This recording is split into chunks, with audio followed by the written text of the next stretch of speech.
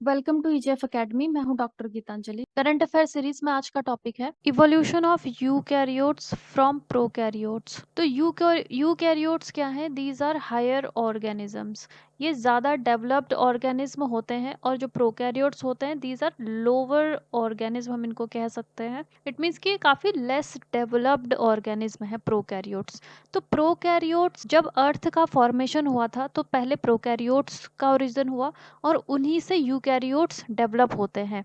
तो इस पर अलग अलग थ्योरीज हैं, और ये काफ़ी ज़्यादा इंटरेस्टिंग सब्जेक्ट है कि किस तरीके से जो अर्थ का फॉर्मेशन होता है और उसके बाद फिर प्रोकैरियोट्स डेवलप होते हैं और फिर यूकैरियोट्स डेवलप होते हैं। क्योंकि जो यूकैरियोट्स हैं दे आर मोर एडवांस, उनमें स्पेसिफिक न्यूक्लियस मिलता है जो कि प्रोकैरियोटिक सेल में एब्सेंट रहता है। ये एक बहुत बड़ा डिफरेंस है दोनों का ही। यूकैरियोटिक ऑर्गेनिज्म के सेल में जो भी जेनेटिक मटेरियल होता है वो इस न्यूक्लियस के अंदर होता है, जैसे डीएनए, आरएनए जो भी है। और जो प्रोकैरियोट है उनमें न्यूक्लियस नहीं प्रेजेंट है, न्यूक्लियस इज एब्सेंट।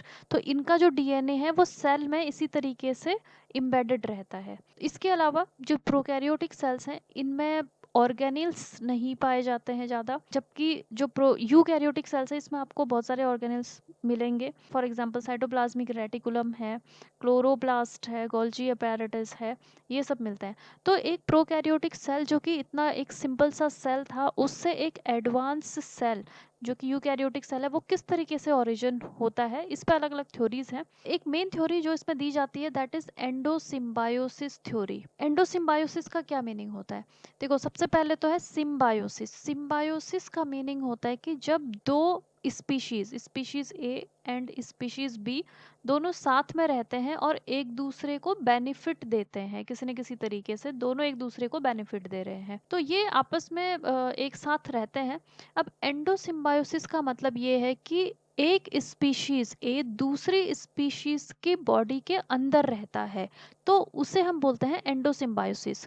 तो यहाँ पे भी जो स्पीशीज ए है और जो स्पीशीज बी है दोनों को एक दूसरे से फायदा हो रहा है, लेकिन एक स्पीशीज दूसरी स्पीशीज के अंदर रहती है, उसकी बॉडी में रहती है। That is endosymbiosis. तो यहाँ पे एंडोसिम्बायोसिस थ्योरी ये सजेस्ट करती है कि जो यूकैरियोट्स है उनका ओरिजिन एक सिम्बायोटिक रिलेशन से होता है। सिम्बायोटिक रिलेशन किसके बीच में? एक तो आर्किया, आर्किया भी बैक्टीरिया होते हैं, और एक बैक्टीरिया के बीच में, आर्किया और बैक्टीरिया इन दोनों के बीच में एक एंडोसिम्बायोटिक रिलेशन था, उसी से यूकैरियोटिक सेल्स का ओरिजिन होता है। तो अब हम पहले देखते हैं कि आर्किया क्या होता है। देखो, this is phylogenetic tree of life. जितने भी ऑर्गेनिज्म है, जितने भी लिविंग बीइंग है अर्थ पे, उनको हम 3 डोमेन्स में कैटेगराइज कर सकते हैं। There are 3 domains.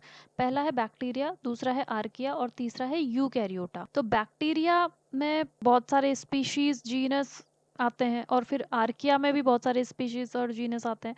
Then Eukaryota, देखो यूकैरियोटा में जितने भी एडवांस सेल्स हैं जैसे कि एनिमल्स, प्लांट्स, फंगस, ये सब किस में आता है? यूकैरियोटा में। तो ह्यूमन भी किस में आएगा? Eukaryotic cells. हमारे अंदर भी यूकैरियोटिक सेल है। जो आर्किया होते हैं वो एक तरीके के बैक्टीरिया ही होते हैं, लेकिन ये एक्सट्रीम कंडीशन में रहने के लिए अडेप्टेड होते हैं। Archaea, they are unique. इनका जो जेनेटिक और जो मेटाबॉलिक स्ट्रक्चर होता है वो काफ़ी ज़्यादा यूनिक होता है, जो हेल्प करता है इनको एक्सट्रीम एनवायरनमेंट में सर्वाइव करने के लिए। जैसे कि फॉर एग्जांपल मेथेनोजेंस जो है वो भी एक तरीके के आर्किया है। मेथेनोजन कौन है? जो मेथेन बनाते हैं, मेथेन फॉर्मेशन करते हैं, जो बैक्टीरिया। ये लो ऑक्सीजन कंडीशन में रहते हैं जहाँ पे बहुत कम ऑक्सीजन है। तो ये एक काफ़ी एक्सट्रीम कंडीशन है, क्योंकि नॉर्मली जो ऑर्गेनिज्म रहता है वो वहाँ पे पाया जाता है जहाँ पे कि ऑक्सीजन प्रेजेंट होती है। लेकिन ये जो कुछ बैक्टीरिया होते हैं मेथेनोजेनिक आर्किया, वो आपको लो ऑक्सीजन कंडीशन में मिलते हैं, जैसे कि वेटलैंड्स में मिलेंगे, digestive track of ruminants. Ruminants mean की जो कैटल्स होते हैं, कैटल्स की जो इंटेस्टाइन होती है उसमें भी ये मिलते हैं आपको।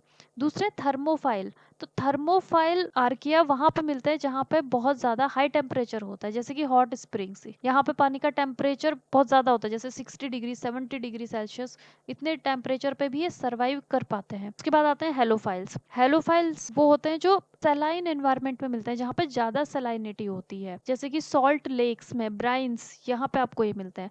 तो नॉर्मली जो ऑर्गेनिज्म होते हैं वो हाई सैलिनिटी को टोलरेट नहीं कर पाते हैं, क्योंकि हाई सैलिनिटी में क्या होता है, सपोज ये कोई ऑर्गेनिज्म है, कोई स्पीशीज है, और बाहर का जो एनवायरनमेंट है वहाँ पे सैलिनिटी बहुत ज्यादा है, ज्यादा सलाइन कंडीशन है, मतलब कि सॉल्ट का कंटेंट ज्यादा है। तो इस ऑर्गेनिज्म के बॉडी में जो वाटर प्रेजेंट है वो वाटर का फ्लो सेल से बाहर होने लगता है, तो उससे क्या होगा, डिहाइड्रेशन होगा और इस सेल की डेथ हो जाएगी। लेकिन ये जो हेलोफाइल्स हैं, हेलोफाइल आर्किया, ये इस तरीके से अडेप्टेड होते हैं कि ये हाई सलाइन कंडीशन में रह सकते हैं। तो जो आर्किया है, देखो यहाँ पे इस फाइलोजेनेटिक ट्री में जो आर्किया है वो एक्सट्रीम कंडीशन में रहने के लिए अडेप्टेड है। तो एंडोसिम्बायोसिस थ्योरी ये कहती है कि जो आर्किया था और जो बैक्टीरिया है, इन दोनों के बीच में जब एंडोसिम्बायोसिस होता है, उसी से यूकैरियोटिक सेल्स का इवोल्यूशन होता है। जब अर्थ का फॉर्मेशन हुआ था लगभग 4.5 बिलियन ईयर्स एगो, उस वक्त कंडीशन बहुत ज़्यादा एक्सट्रीम थी, क्योंकि टेम्परेचर बहुत ज़्यादा था अर्थ का उस टाइम पे। तो उस कंडीशन में सिर्फ आर्किया ही सर्वाइव कर सकते थे, क्योंकि वही अडेप्टेड होते हैं हाई टेम्परेचर पे सर्वाइव करने के लिए। एट दैट टाइम एटमॉस्फेयर में ऑक्सीजन नहीं प्रेजेंट था, एब्सेंस ऑफ ऑक्सीजन, तो ऐसे ऑर्गेनिज्म नहीं हो सकते थे जो एरोबिक होते हैं, जिनको ऑक्सीजन चाहिए। एट दैट टाइम एटमॉस्फेयर में जो गैसेस थी वो थी carbon dioxide, carbon monoxide, water, nitrogen, hydrogen. तो जो ये आर्कियास थे जो डेवलप होते हैं सबसे पहले, वो हॉट गीजर्स या फिर हॉट स्प्रिंग, जहाँ पे बहुत ज़्यादा हाई टेम्परेचर था पानी का, वहीं पे इनका डेवलपमेंट स्टार्ट होता है। उसके बाद फिर 1 बिलियन ईयर्स को फिर धीरे धीरे ब्लू ग्रीन एल्गीज यहाँ पे डेवलप होना शुरू होते हैं, जो कि फोटोसिंथेसिस करते हैं, और फिर फोटोसिंथेसिस से ऑक्सीजन बनती है। देखो अभी तक क्या था, जो आर्किया थे वो ओशंस में सर्वाइव कर रहे थे, वाटर में सर्वाइव कर रहे थे, इनसाइड वाटर। फोटोसिंथेटिक बैक्टीरिया भी यहाँ पे आते हैं, फोटोसिंथेटिक बैक्टीरिया ऑक्सीजन बनाते हैं। अब अर्थ से ये ऑक्सीजन ऊपर पहुंचती है और स्ट्रेटोस्फेयर में पहुंच जाती है। ये ऑक्सीजन अब जो यूवी रेडिएशन आ रही है सन से, उसके साथ में इसका रिएक्शन होता है। तो ऑक्सीजन यूवी रेडिएशन के साथ में रिएक्ट करती है और ये टूट जाता है, और इससे 2 मोनोएटॉमिक ऑक्सीजन बन जाते हैं। अब ये जो O है ये O2 से दोबारा रिएक्शन करती है और फिर बनता है यहाँ पे ओजोन।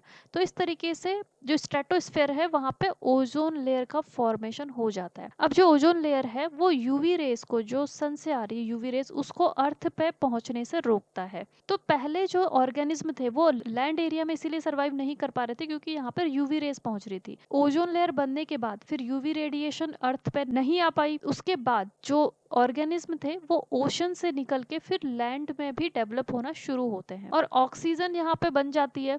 तो एरोबिक बैक्टीरियाज और एरोबिक ऑर्गेनिज्म यहाँ पे डेवलप होना शुरू होते हैं। तो नाउ दोबारा हम आते हैं एंडोसिम्बायोसिस पे। तो एंडोसिम्बायोसिस में क्या होता है कि जो आर्किया बैक्टीरिया था, तो सबसे पहले आर्किया ही डेवलप होते हैं। अब आर्किया बैक्टीरिया के अंदर ये था एक, सबसे पहले आर्किया बैक्टीरिया, अब इसके अंदर एक दूसरा बैक्टीरिया, कोई एरोबिक बैक्टीरिया इसके अंदर आके रहना शुरू कर देता है। तो इसे ही हम क्या कहते हैं, एंडोसिम्बायोसिस, जब एक ऑर्गेनिज्म दूसरे ऑर्गेनिज्म के अंदर रहना शुरू कर देता है।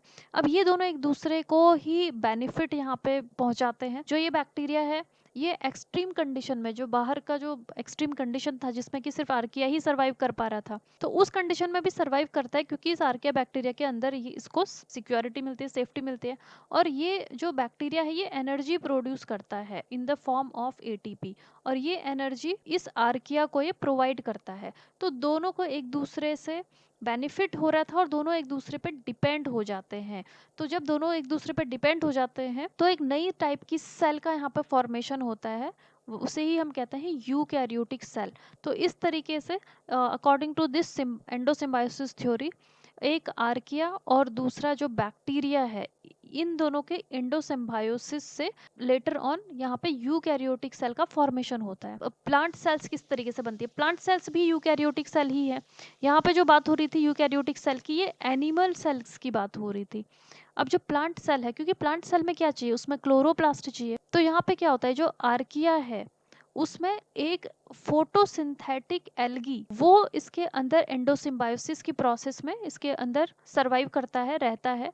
और ये जो फोटोसिंथेटिक यूकैरियोट होता है या फोटोसिंथेटिक बैक्टीरिया होता है, ये फोटोसिंथेसिस कर सकता है, क्योंकि इसके अंदर क्लोरोफिल होता है या क्लोरोप्लास्ट होता है। ये जो एल्गी है, photosynthetic algae, later on after years या मैनी डेकेड्स हम कह सकते हैं, ये इस आर्किया बैक्टीरिया का ही पार्ट बन जाता है, और एज अ क्लोरोप्लास्ट ये यहाँ पे एक्ट करने लगता है। क्लोरोप्लास्ट के अंदर ही क्लोरोफिल प्रेजेंट होता होता है और क्लोरोफिल से ही फोटोसिंथेसिस होता है। तो इस तरीके से यहाँ पे एक प्लांट सेल डेवलप हो जाता है। इस वीडियो का पीडीएफ आप डिस्क्रिप्शन बॉक्स में दिए गए लिंक से डाउनलोड कर सकते हैं। करंट अफेयर्स सीरीज को फॉलो करने के लिए आप चैनल को सब्सक्राइब करें। You can join our affordable courses for your better preparation. Website link is given in the description box.